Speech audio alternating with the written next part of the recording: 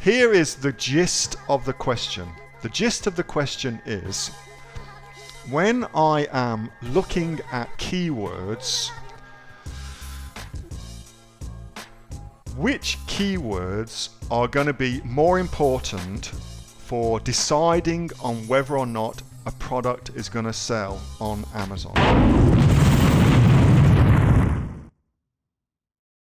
So, keywords are extremely important, and I'm going to demonstrate with Natalia's product. All right.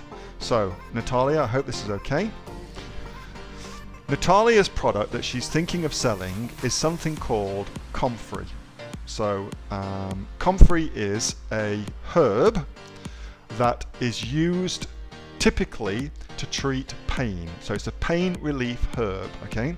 So already we've now got two keywords. So our first keyword is comfrey, and our second keyword is pain relief. So, but not all keywords are created equally. So there's something with keywords called buyer intent.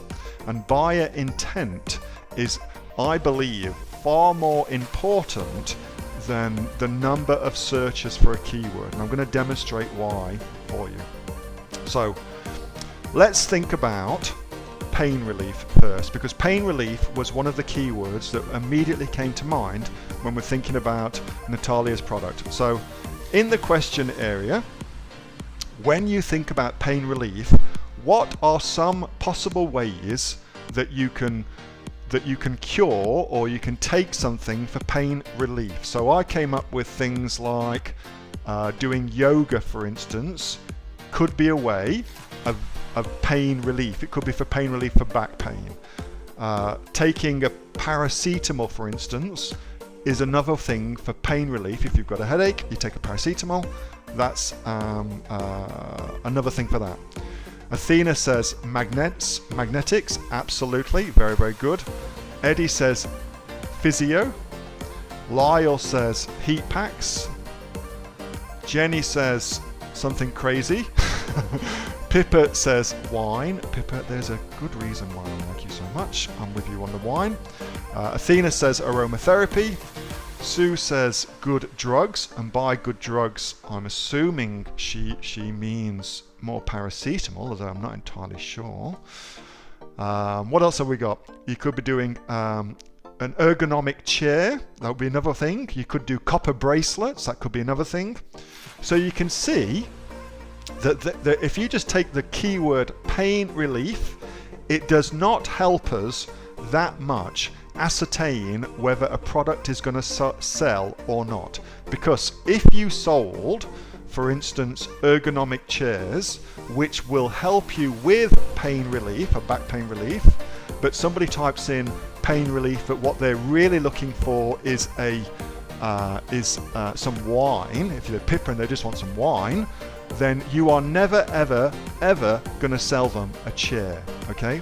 So buyer intent is far more important than the keyword itself. It's the intention of the person sitting at their computer that is the most important thing when it comes to keywords. So, with that in mind, so here is the search that I've done on Google AdWords in the keyword planner. And interestingly enough, I typed in comfrey, pain relief, and then I also typed in the Latin name for comfrey, Symphytum officinale. Symphytum officinale. So now you can see that we've got 3 different keywords with 3 different amounts of search volume and 3 different sets of buyer intent. So it's clear, based on what we've just said, that anybody searching just for pain relief could be looking for any number of different things. Whilst there may be buyer intent there, it doesn't mean that they're going to buy your product. Doesn't mean they're going to buy comfrey in this particular situation.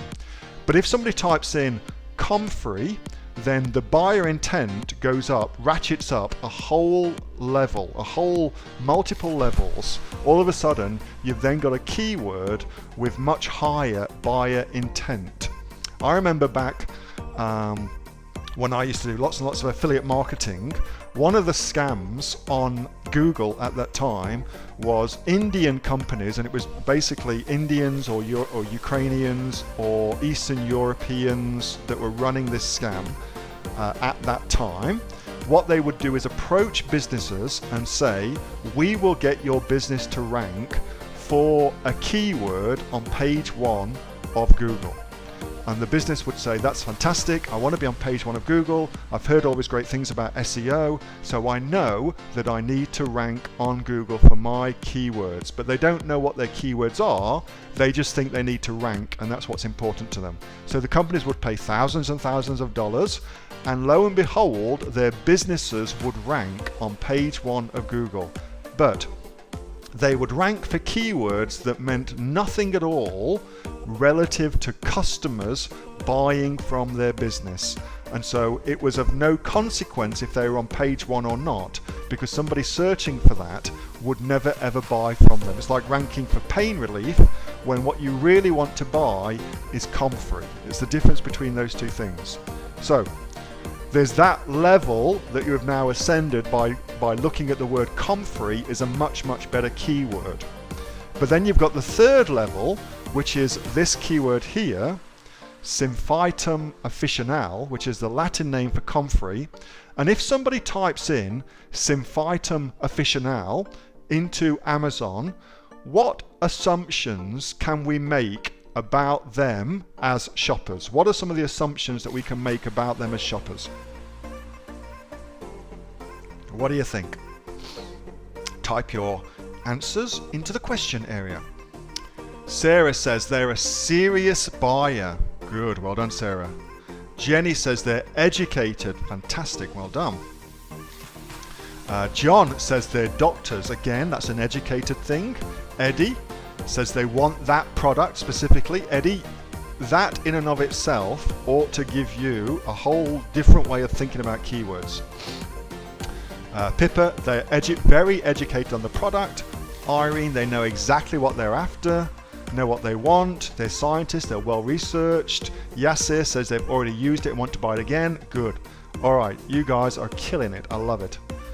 All right, so you can see now that third level of keyword, the Latin name for Comfrey, is a very, very powerful keyword, and anybody that searches for that keyword is an educated, serious buyer. So there's two things that come out of that.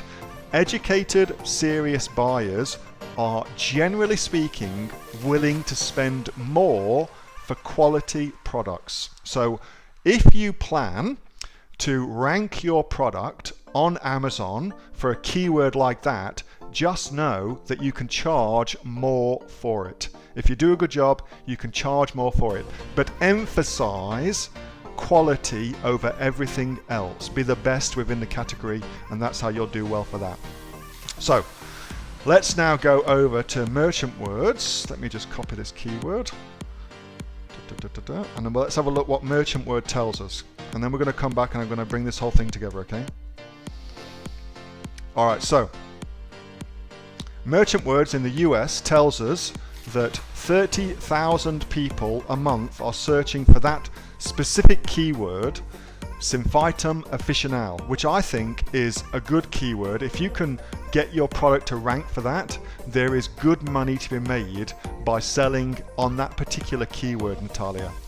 And then let's check the other one, which is Comfrey.